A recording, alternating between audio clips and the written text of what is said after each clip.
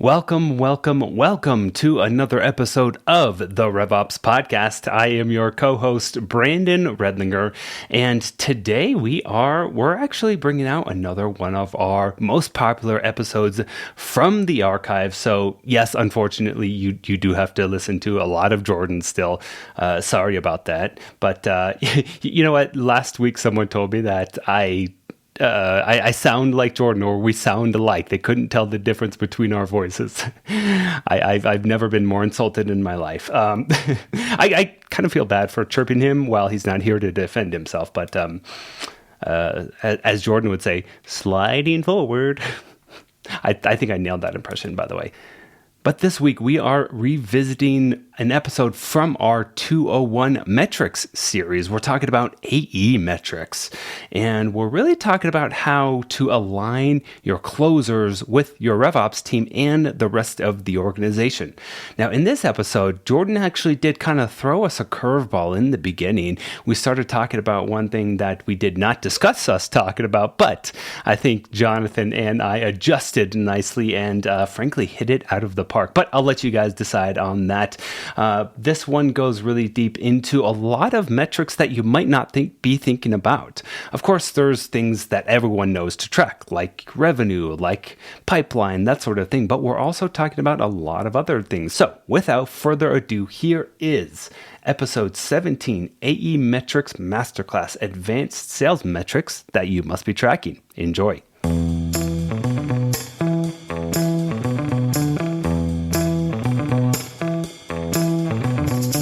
Welcome, everybody, to this week's episode of the RevOps podcast. I am, of course, your host, Jordan Henderson, and I'm joined today by Brandon and Jonathan, as usual. Go ahead and say hi, guys.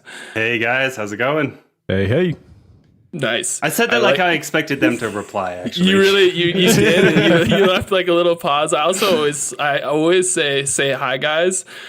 As in, like, hey guys, say hi to you, and then one of you always says hi guys. Like, hi, guys. You just totally parrot what I've told you to say. So I appreciate that you let me drive the conversation to that degree. Cool, awesome. Well, I'm excited about today. So we've got a continuing episode of RevOps 201 series, which is super exciting. And today we're going to talk about probably like the most easy, fundamental, like low-hanging, we probably should have talked about this first thing. We've done SDR metrics and alignment, we've done CS metrics and alignment, and we haven't done AE metrics and alignment, which feels a bit off, but totally fine. We started where we started, deal with it, everybody else. But obviously, like, pretty fundamental, aligning your closers to the rest of your revenue operation, right? Like sort of like one of the key places where revenue operations specifically starts.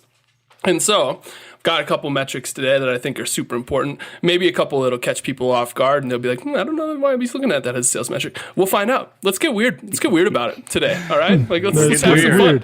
Yeah, let's get Jonathan level, fish tank, reef tank camera lens weird about today's episode.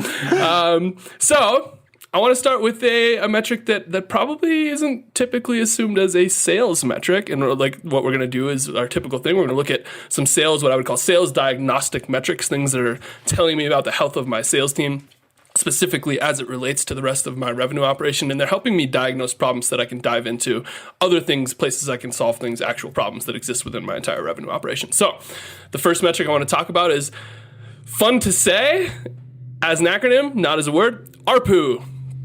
Does anybody want to talk about ARPU? Who wants to define some ARPU for me? Wait, I thought we were talking about ARPA. Nope, we're going to talk about ARPU. I changed it up on you, and I have reasons why. We can talk about that, but we're talking about ARPU. By the way, you guys read the thing that I sent you for the first time ever. Yeah, so we finally prepared. Thanks for pre-prep work. All right, who wants to define ARPU? I want to go back to ARPA because that's the one I researched. I'm familiar with ARPA. I mean, average revenue per user. I feel like generally that's more of a B2C or maybe a lower ACV metric that you look at. Probably more companies that we are talking to or that we're selling to are looking at average revenue per account. I would assume. There's a reason I don't like revenue per account though, just so you know, which is it.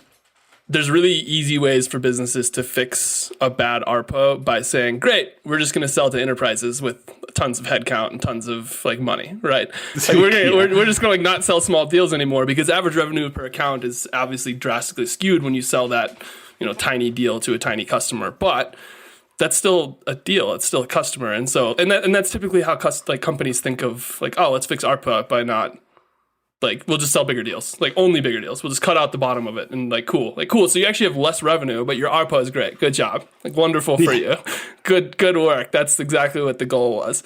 So I like ARPU because it actually sort of discounts that, right? Like you aren't looking at small deals as different to large deals. It's just users. So if a small deal has less users, it's average revenue per user, which is why I changed it, by the way. That's why I changed it from ARPA to ARPU because I hate the way that companies typically think of solving that. And I also know that Jonathan's very passionate about like not solving problems by getting rid of revenue. So yes. he was gonna have a bit of a conniption about that.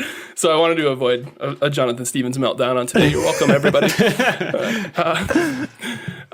Cool. I mean, that's a good definition. So the way I would measure ARPU is you can measure it annually or monthly. You essentially take your ARR, your MRR of your customers and divide it by the total count of your users in those same customers, right? And you can do this, by the way. A lot of companies like just look at ARPU as a top-down company-wide metric, but you can do it like quarter over quarter basis. So you could track like of the deals we've signed this quarter, of the new business deals we've signed this quarter, what's our ARPU? And this is actually a really good leading indicator of some things that you might want to fix in your revenue organization or some things you have fixed and things are going better, right? Like it's a good way to track your current progress because all of that's going to play into your success as a business. It's a leading indicator for your health of your business and a diagnostic metric as opposed to ARPA, which just causes your executive team to say, great, don't sell small deals. No SMB. So, no SMB. So, any thoughts on this so far? Brandon is slacking people right now, just so you know. He has tuned out. He is annoyed that this has changed. It's because you pivoted on us. If it was I know. ARPA, we'd be I can see slacking. his eyes just like off to the side, just immediately slacking somebody, like probably talking shit, but whatever. Jordan's talking about Can't believe ARPU. this Jordan guy. Man, I tell you what. All right. So, any thoughts so far? No, I think you nailed it pretty good. Okay. Cool. I appreciate that. Thanks for the vote of confidence, Jonathan. All right. So, my ARPU is bad. What do I do about it? Like, this is the question we want to do with all metrics, right? I'm looking at the metric to find out, like, hopefully I don't have to ask that question because I look at it and I'm like, hey, shit, my ARPU is great. Good job, everybody. High five. Keep doing what we're doing, right? Like, that's the end goal for everybody. Typically not the result, though. Most of the time you're looking at metrics because things aren't great and you're trying to fix things. So, my ARPU is bad. What do I do? How do I fix that? Where do I start? You have to, I think, first off, you have to start to analyze why you aren't expanding into certain accounts, why they aren't setting up new users in your tool. It's a great question. Like, first, I mean, gathering users is helpful. Like, why aren't they expanding usage of your tool across those same users, right? And so, I mean, the first place I would start is actually my pricing. Like if my ARPU is bad, maybe I'm just not charging enough money. Like it's my pricing model just totally screwed to how I'm acquiring customers. And that involves like going to my deal desk and saying, what are the most common products we're selling per user, right? And looking at that metric across the board. And here's the products that they actually are adding. Am I not structuring my deals in a way to do this, to actually increase my ARPU? Like they're adding all these products. Are they the cheapest products? Is that how I've, hurt myself here? If that's true, super easy, solve, change your pricing, fix your pricing. We did a whole episode on pricing. Brandon was really heavy in it. I apologize for pointing everybody to it, but go listen to it. It's actually pretty helpful. You're welcome. But first place I would start is pricing. And then, Jonathan, to your point, is great. So like, got a bunch of users. They're not paying us much for them. Like we're not getting a ton of like, why aren't they adding things? Why aren't they adding other features and products that are going to cost more money to help us, increase that revenue per unit, right? It's a great place to start. Well, going off of that, like look at, I think you can also look at how much you're discounting, right? Because like you're building your models off of most likely full price, right? And then, kind of rule of thumb is you don't want to be discounting more than 20%. And hopefully you're building increases for every additional contract that you sign with them. So maybe it's a standard 4% increase. Maybe you can inch it up to 6%, maybe 8%. But just make sure your reps aren't just like straight up discounting. Yeah. I will tell you that there was a period where I was evaluating a bunch of different software. The vendors, I didn't even ask them. They gave me the price and they're like, but we'll give you a 20% discount. It's like, dude, okay, you just sweet flushed money down the toilet there, but I appreciate that. I didn't even ask for it. Tanked your ARPU. Like immediately, right? Yeah. It's like, but it's horrifying. It's also, by the way, one of the early things I do, implement a deal desk. Like you have to have a deal desk, even if it's not a person, but you have to have a deal desk that's watching this and going like, oh my God, this company is only going to be paying us $30 per user. Like, no, that's unacceptable. Like that's not a deal we can sign off on. That's not okay, right? Somebody has to be checking this and fixing your pricing as well. Love that. Discounting, hugely important. Great point, Brandon. 2 points, Brandon. Jonathan, you're only at 1. Just so you know. Here comes another. Here comes another. How buggy is your product? Are they not expanding because they're experiencing a lot of bugs, a lot of outages? That could be something you could look into as well. That's a great point. And then so like I feel I have no regrets that I just started this. But that'd be like the first place I would look, right? And that's actually, I know people are going to be like, well, you're like not really doing revenue operations there. Hell yes, you are. You're aligning it to your total, your like business operation, right? Like I'm aligning my pricing model and my deal desk back to my sales team to make sure what my sales team is doing actually aligns to my top line business goals, which is revenue operations. But the next thing I do, so say that's all done, right? I've got my pricing all buttoned up. I know my discount limits are great. I've got a deal desk checking everything. I feel real confident that I'm not signing any bad deals. And I've got my product team working overtime. I doubled my headcount over there. We're fixing the crap out of that problem. That's all great. My ARPU's still not fixed. Product training and enablement. Because what's happening, what's frequently happened is almost certainly you're not pushing the other products in the deal cycle. You're selling 1 or 2 core products that people feel comfortable selling, that marketing feels comfortable marketing, and other things are falling to the wayside. And you're not increasing ARPU by not adding those other things in, and you're not training and enabling your sales and marketing team to push those things, which are going to be easy ways to increase ARPU. There's the easiest way to increase ARPU for anybody listening that has multiple products is sell multiple products to the same users, right? Like that's the sort of name of the game here. But if your sellers aren't enabled to do that, it's not going to work.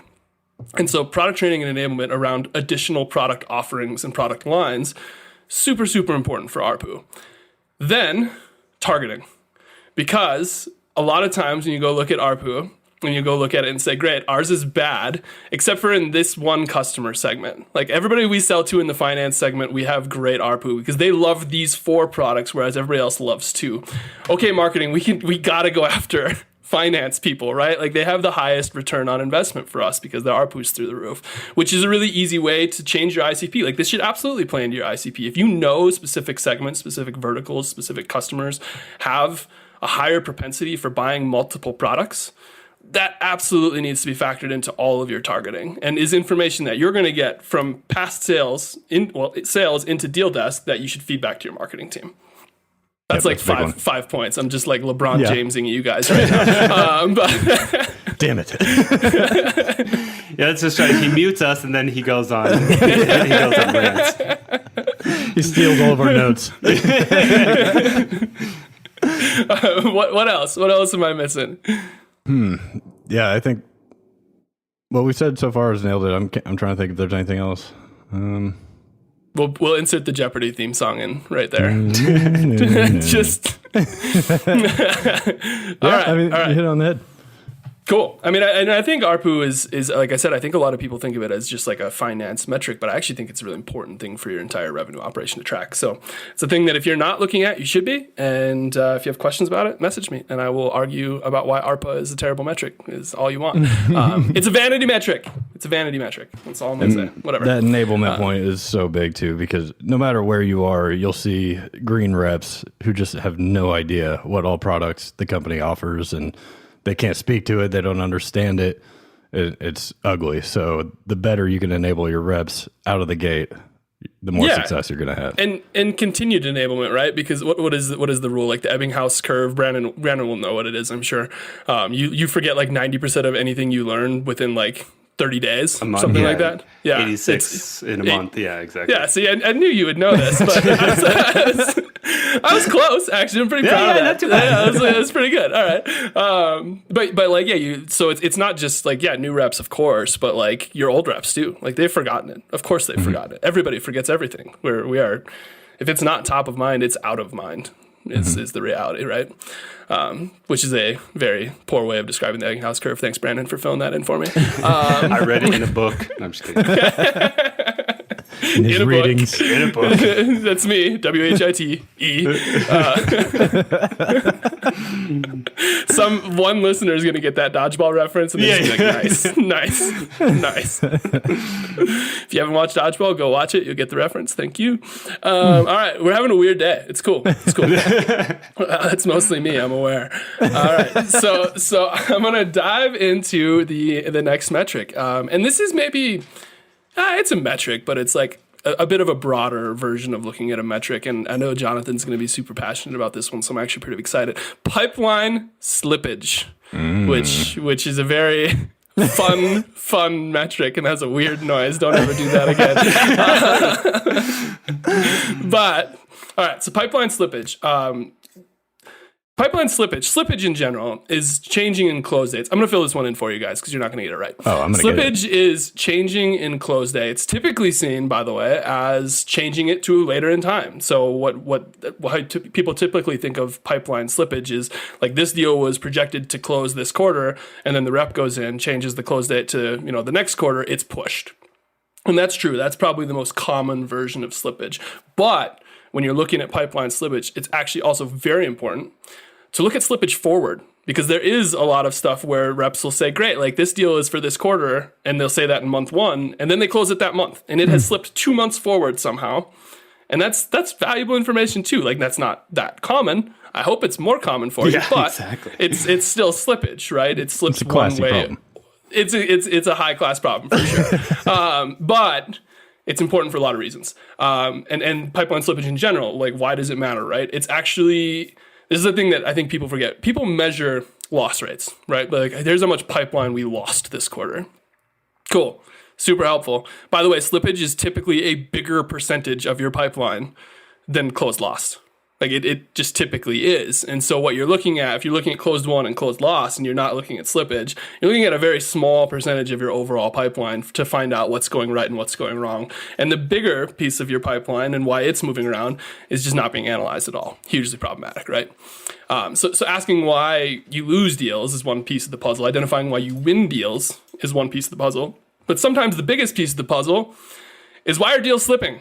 Why are they pushing? And you're not asking that question. So that's why it's important. You need to know the answer to that question, especially if you have a messy pipeline, because deals will just slip forever and they're basically lost. But you'll be missing those.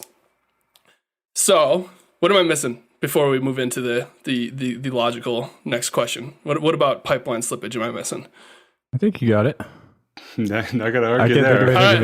I'm not going to say I'm a pipeline slippage expert. Sick. I wish you were. I'm going to bring a pipeline slippage expert onto the next episode as soon as we find one. So though, pipeline slippage in general, super important thing to look at, and can be very indicative of your business health and like things you need to improve on, right? It's a great diagnostic metric and it's a great way to like improve your entire revenue operation. So I'm the head of RevOps. I'm looking at my pipeline quarter over quarter and I'm like, oh my God, I got 60% of my pipeline slippage, delayed slippage, right? Like none of it's good. Nothing's moving forward. We've got delayed slippage quarter over quarter happening like crazy. What the heck am I going to do first? Usually when I'm on the other end of that and I'm slipping on someone else, it's usually a lot to do with the sales process and them just not being buttoned up on their end to a point where I can easily come in and sell this internally and get it across the finish line. So I think that's why you see a lot of discounts and things like that happening at quarter's end, because there's a lot of pipeline that needs to get accounted for that if they get a little discount in, they won't screw up their slippage in their pipeline forecasting. Man, I love that you've put yourself into the buyer's shoes to talk about this, actually. So say more about that. Like, you're the buyer, and they're like, Jonathan, we need to get this deal done end of October. It's October 19th today, and you're like, yeah, maybe in November. You know, why? What's the experience? What's the experience? You better have your sales process buttoned up. I better know exactly what I'm getting, exactly what I'm paying for, exactly what I'm not getting. If that's all unclear, then I've got to spend extra time figuring that out. And that's extra time that's going to potentially cause slippage. So I think that's the biggest driver, is just not having it buttoned up as far as providing the prospect with resources that they're going to be better educated about what they're getting. And then also training, understanding how long it's going to take to stand up the tool and train on the tool. That's going to be a big piece of the puzzle as far as when you decide you're going to stand it up, because you're going to need to allocate resources to be able to stand a tool up. So you're going to have to be really aligned with your timeline and the sales timeline. It's helping your prospect build a business case for your solution, right? Like anytime I go to my CMO and say, I want this piece of software, I have to outline exactly why I want it, what's the return that I'm going to get, how quickly I can see that return, the price, the contract, like all of that stuff. Like I want to work with the vendor to help me actually put something accurate together. Because if he's actually telling me something that is very inaccurate, I sell it to my CEO or CMO, and it's inaccurate, I look terrible, and so does the vendor. Right? So it's like we need to work together to create a real business case for this solution. Yeah, it's like a bad buyer's journey, right? Totally, yeah. Yeah. And then if you get into the enterprise space, you also have to include legal, and you got to get all the terms of service checked off and all the contract information signed off on. So there's a lot that goes into, especially on the enterprise side. And how hard or difficult a company makes it to get through legal is a pretty big cause of slippage, to be honest. Like, obviously I'm a little closer to that than a lot of people since my background in law, but like procurement can be so slow. Like it can be just terrible. And if that's causing problems, or you're not getting procurement started early enough in the process, like that's purely dysfunction in your buyer's experience, like your sales process, right? Super problematic. So there's a lot of reasons. I think that this is actually super helpful, like sort of talking about from the buyer's version, like here's reasons I would slip. Here's reasons I just totally kick the can down the road, which, by the way, like when somebody slips and somebody says, hey, you know what, maybe we'll revisit that in 2 months. What they're saying is, I have a problem and I've identified that I think you can solve that problem, but I'm not confident enough that you can solve that problem. And I'm not confident that you haven't convinced me you understand it and can solve it in a way that's good enough for me to have urgency to go solve this thing right away, right? I would almost look at, they haven't joined the team enough. You haven't became a team on my team. You're just still on that other team trying to figure out how to join us up. Yeah, totally. You're not invested in this the way that I am. And so it's easy for me to kick it down the road. Totally. So the first thing I would do, and as from an ops standpoint, if I got bad slippage and this is happening, and like this is super helpful, slip reasons. Like if you're pushing a deal, changing the date, track that information. Why is this happening? It's the same as loss reasons, right? Like you should be tracking this. Like, okay, anytime, put in validation rules, set up pick lists that require people to do this, iterate what those fields are and track what's happening. What that's going to allow you to do is then say, great, here's all of our slip reasons. Here's who's experiencing them the most. And what you're going to inevitably find is that some reps aren't slipping deals. Like there's going to be a handful of reps that are just like, I say this is going to close this quarter, it's going to close this quarter. And there's going to be a handful of reps where, oh my God, nothing they've ever committed has closed. And it's just, and like, that's just the reality, but that's an opportunity to go analyze what the reps that aren't slipping are doing differently and then scale that across your team, right? And that can be sales enablement stuff. Go ahead. And maybe that's just part of it, and you have to adjust your forecasting to account for that, and just benchmark that's your slippage rate. Maybe you can't get past that slippage rate. That's exactly it. Like you're going to have slippage; it's inevitable. Totally. You have to build that into your forecasting model so that you're not screwing yourself when you're forecasting. 1,000%. Yeah. Like this, 1,000% informs your forecasting. It has to, right? Yeah, exactly. Like change your forecasting, train on forecasting too, because if your reps are all committing stuff that's not doing it, like maybe there's some training on forecasting that needs to happen. There's enablement around the deal process, because obviously we've talked about the reasons we slip, and almost all of them are related to buyer's experience on our side. And so that's sales training and enablement that's super, super important. And what you would do is find the rep that's not experiencing it, take what he's doing, and train the whole rest of the team on how to do it differently, right? Super, super valuable. And then there's other things you can do across the top of this, right? Like if I'm losing a ton of pipeline because like I'm slipping deals, work with your marketing team. Get marketing pipeline coverage. Have them run ads, run campaigns against your current pipeline to help identify other advocates, to create urgency, to make your company a partner to this other company, right? Like those things will help. They will move the needle to fixing this problem. And then set KPIs around it. Like actually have slippage goals, right? Like not only use the slippage that you've had in the past in your forecasting, but then have goals of improving it or goals of maintaining where it's at least, but actually have KPIs and track to them as a business. You know, one metric to this that I don't think is measured anywhere that probably should be, but it would be difficult to get after.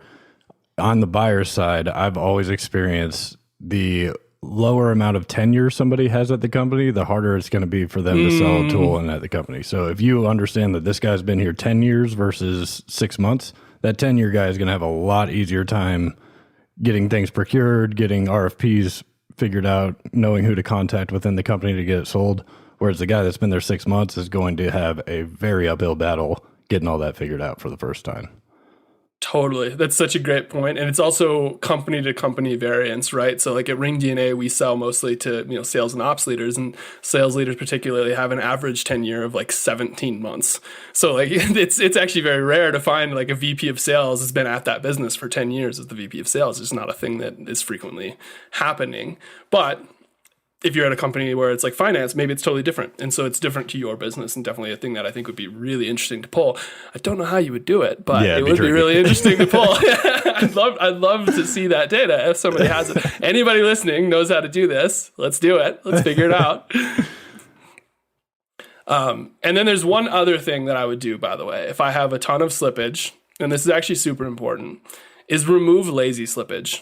And what I mean by that is, every quarter, at the end of the quarter, in the final 10 days, your sales reps are going to go into Salesforce and just start moving everything into the next quarter. like it's just because it's the reality is they probably should have done it over the past 3 months, but they just haven't because they've been working deals, they've been doing other things, and that's just lazy slippage. And it means I have a spike in slippage month 3 of every quarter, right? And the way you remove that is just share the data early, share it often, and force a clean pipeline. Don't let deals sit. Like as an ops team, right? Like communicate this very clearly to the team. And if you start to see that happening, then you need to share data more frequently. You need to set better expectations around that, because it's skewing your metrics, frankly. Like it's just not helpful. And if I'm a sales rep, if I'm doing something like slip reasons, and I have to go move 20 deals into the next quarter, I'm just like batch updating slip reason to like one standard thing, and that data is ruined forever then too. So it's just ruining everything. So it's super important to keep that hygienic. Well, I also think you have to make sure you're not incentivizing reps to keep slipping deals, right? Instead of like closing them out.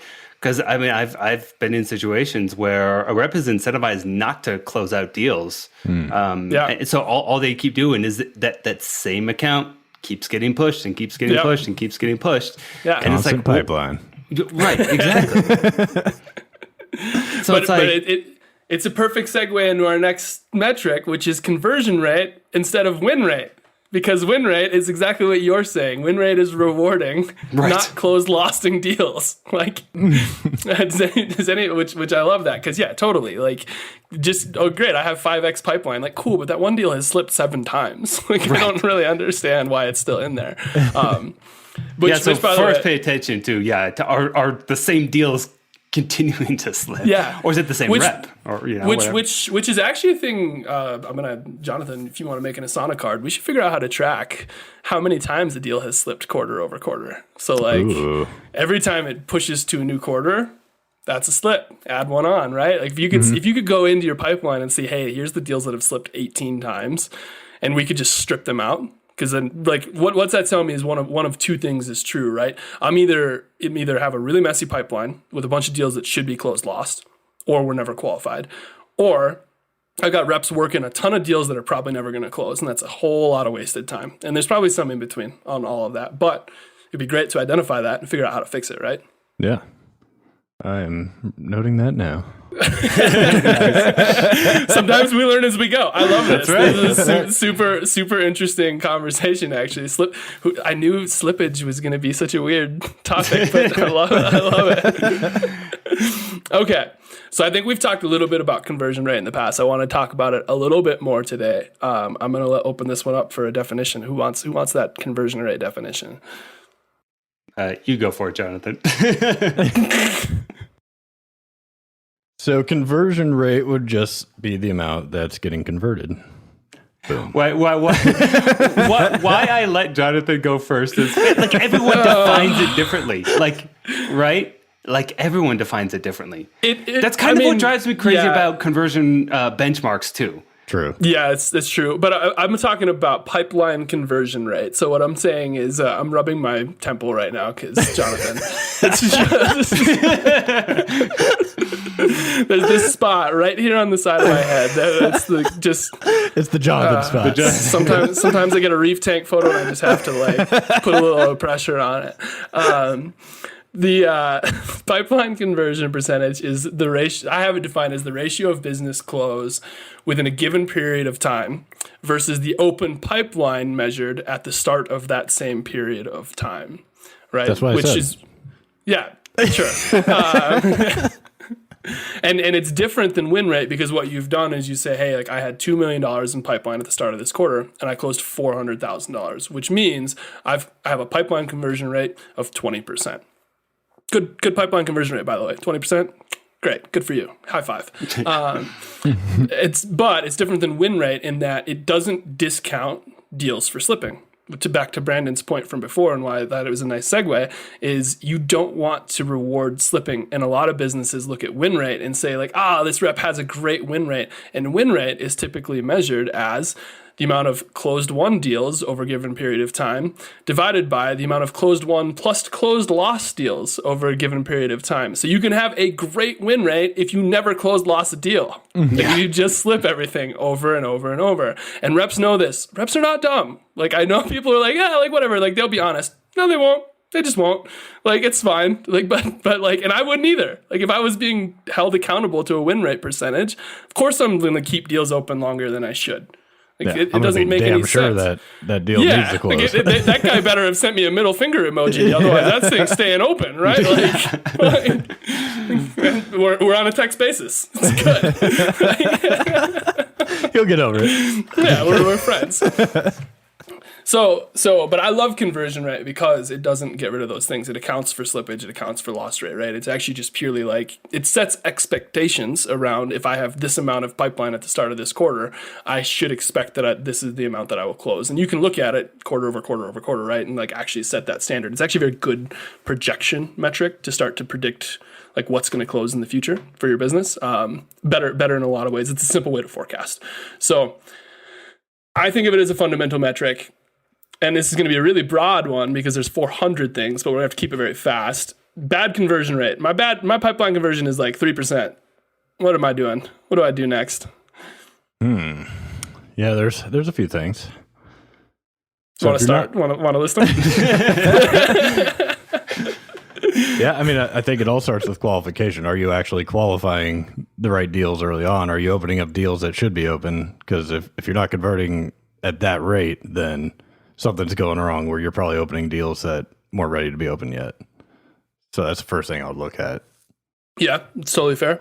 Like, basically like looking at where in my deal process am I getting stuck, right? Mm-hmm. Well, it's like, is that pipeline actually qualified pipeline? Which is a good question. Right? Yeah. Which a lot of companies define pipeline differently, right? I was talking to a buddy of mine who their company defines pipeline as soon as a meeting is set. Right? Yeah. The AE doesn't even have to take it. As soon as the meeting is set, that's pipeline. That's different than companies in the past where I've worked at. It's like the AE actually has to have that. You have to meet all the criteria, and then they still get to decide whether they flip it or not. That is Yeah. very different, which is kind of why, like, going back to what I was saying earlier, like conversion rate has to be clearly defined in the beginning, and why I don't like people benchmarking themselves against other companies, because you don't know if that company defines pipeline the same way you do. Yeah, totally fair. point. And the way you're looking at pipeline is also super important because of where you're at as a business. So what I would use as an example there, and this is just a thing for anybody that's scaling rapidly. If you're relatively flat as a business and you're just sort of continuing performance, this is a really easy metric to look at, right? Like I was at 20% last quarter, I want to be at 20% this quarter. If I'm scaling rapidly and I'm doubling my marketing budget and I'm doubling my pipeline and I'm doubling my sales team like quarter over quarter as fast as I can, your pipeline conversion percentage is going to drop, because what's going to happen is the month before the new quarter, you're going to add $4 million in pipeline, and it has no chance of actually closing in the next quarter, but it's factored into that equation, right? So what you've got is a much higher total pipeline, but it's all new deals. It's all young stuff. It doesn't actually like have a chance of closing. So you need to figure out how to account for that, or at least just adjust your goals accordingly, right? Like change your definition of how you do this and target this to account for those outlier things. Super important. Yeah, I think that's totally the first place to start, is make sure the pipeline is actually pipeline. Like this thing actually adds up for me, right? I still think it's a really good metric, but once you've sort of like cleaned that piece up, then what do I do? So like, great, I've cleaned up, it's all pipeline, I've done all this, I'm really confident in these numbers, my pipeline conversion is still not where I want it to be. Like what would I do next to fix that problem? And I would also add, like, analyze how your demo process is going. Like, or get some feedback. When you're done with the demo, get some feedback. Did I present everything in a way that made you feel like you're confident in buying this product? Were there things missing during the demo that you would have liked to see? That's invaluable, and that can give you some insight into what you didn't cover in the demo, and then in the future you'll know, okay, I need to do better on the next one. It's totally fair. Yeah, I mean it goes back to like the deal process, right? Like where am I falling off in my deal cycle that's causing me problems? Totally. And thinking back to when I was a rep, one particular instance where everyone's conversions dropped was actually we brought in a trainer from Spin Selling, Huthwaite, and we actually changed the way we have conversations, right? So we did a whole week intensive where everyone sat down with the trainer, we went through the workbooks, we went through all of the books, we went through everything. And then for like, it must have been like 2 months, everyone was trying to figure out how to actually implement spin selling, and everyone's conversion rates just dropped. Right. And it's something that like management never even took into account, that it was going to be such a massive change. So if you're thinking about changing anything like your qualification process, or just like any sales frameworks that you have, you might want to think about how that might affect your seller's ability to actually close deals. Mm-hmm. Yeah, don't take change in anything you do in business lightly, because it can have huge impacts. Yeah, I mean, yeah, of course it is, right? And that's actually usually the goal: have a huge impact. Like, Right. You're not trying to like not change things and like have positive impacts, but yeah. And eventually, our closure rates went back up, like above where they used to be, because it was a much better process than what we had in place before, and it was a phenomenal training. I'm a big fan of spin selling because of it, but there was that period where right up front it's going to cost you a little bit. Give me an elevator pitch of what spin selling is. I don't think I've heard of that before. Spin selling it's just one of those methodologies developed probably like in the 80s by a company called Huthwaite, and a guy named Neil Rackham actually wrote the book on it. But it's situation, problem, implication, need, payoff, and basically you're going through those 4 acronyms as you are selling that deal. And yeah, and the biggest change for us was just like really the implication part, where it is really digging deep into like it's almost asking why 5 times, right? It's like, okay, what implication does that have? All right, like let's go one level deeper. Why does layered that questioning matter to you? Yeah, exactly. Yeah. Trying to actually truly understand the pain points and the actual cause and the actual impacts, rather than just like high level, here's the problem, and then moving on. Right, exactly. Yeah. And taking that at face value, because we all know the problem that they have right in front of them, or the one that they state, isn't the actual underlying problem, right? You have to dig deeper. Totally. And so like to that end, like what I would do if I was looking at it, like my pipeline conversion rate is bad, like it's a great diagnostic metric to say, great, we're not converting enough of our pipeline to closed won quarter over quarter. That's a huge fundamental problem for my business, right? But that alone doesn't like point me where to solve. It says like, yeah, go do training and enablement for the sales team. Super important. Yes, absolutely should do that. What I would actually do first after cleaning up the pipeline, making sure that's all right, is I would segment out the pipeline conversion data. So like I need to know what my pipeline is for SMB versus commercial versus mid-market versus enterprise, deal sizes as a segment, different ages of deals, right? Like, am I converting deals with a certain age better than ones without? Lead sources. I'd like to see pipeline conversion by lead source, right? Like I would start to break it out into different buckets because that's going to let me actually identify problems that I can solve. So say I have a ton of pipeline from this certain infographic, but none of it ever closes. Like we gotta like take down that infographic or change the infographic or train the sales team better on the problem that infographic highlights. Like that's going to help me actually pinpoint things that I can have an immediate impact and solve, and help me identify, back to your point, what problems we aren't solving well enough to create urgency for buyers, right? Like if there's a bunch of problems being identified by a whole slew of different lead sources or for a specific segment or industry, and we're not converting those deals, then we're not solving that problem well enough as a product or as a sales team. It's just not happening, or as a marketing team. And that's an easy thing for us to go train and resolve. But I need to segment it all into these narrow buckets to then identify how I can help each team improve. And that can be additional marketing resources, it can be tweaking marketing resources, it can be training on sales and enablement, it can be increasing conversion on the SDR side, it can be better discovery, it can be better demos, it can be better deal desk. All of those things make a 2% increase across the board in every one of those, and suddenly my conversion rate is better again, right? Totally. But the fundamental thing is, it's a great diagnostic metric, but I need to break it down into like 60 different buckets in order to figure out what I want to do best. Right? Exactly. I feel like we go back to this a lot, because one of the things I was going to say too is like maybe something in your market has changed. And as a product marketer, I want to be as close to that as possible. So if for whatever reason that, we keep losing deals in healthcare, maybe something changed there where I'm actually not able to sell effectively into healthcare, or maybe it's a specific geo or anything like that. Yeah. So it's like that's why part of that like product marketing, that like market intelligence really is going to come into play there. Totally. And like some things that you would never really know about otherwise, right? So like maybe we're looking at it geographically, and I look at it and go, hey, you know what? Our pipeline conversion rate on deals in Florida is 0% because Florida passed this crazy new law that prevents them from using our product. By the way, product marketing, like let's stop marketing in Florida. Exactly. Like there's not a thing we can do here. Let's fix this by let's stop wasting time and money, right? And it helps me identify that there's gaps like that, but then I need to get that narrow data, which is kind of the theme of all these, is a great way to identify problems. And then here's 7 more things you need to go look at to figure out what problems to actually solve. And that's RevOps 201. Welcome, everybody. Congratulations. You've made it this far. You did it. Cool. Any other last thoughts on that before I segue into this week on LinkedIn?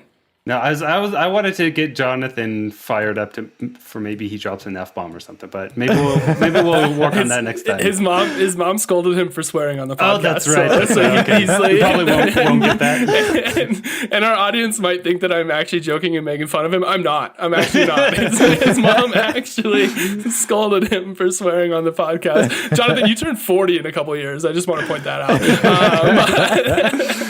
Man, I wish I tried to get my mom to listen. She doesn't give a shit. Your mom loves you, Jonathan. Your mom loves you. She does. She does. Wonderful. She does not love you when you swear, though. So. She doesn't like swearing. I hope she listens to this episode and just calls you right away angrily. All right, so this week on LinkedIn, we'll keep this one nice and brief. I know we've gone a little long today. So, David asks the question, which I think is a really interesting question, and just looking for a couple of tips, I think. They're trying to undergo a cultural shift at his business. He's in revenue operations, where they are trying to get the AEs and sales managers to use the CRM. Oh, What? no. Why would they do that? No. Well, yeah, David, first you got to ask yourself, is this the right thing? Yeah. Are you with the right company? But a problem I think we've all faced, probably. I think everybody listening to this probably has faced this. Like, people don't use the CRM, and that's a huge problem. What would be like two things you would say? Like, here's where I would start in getting people to use my CRM.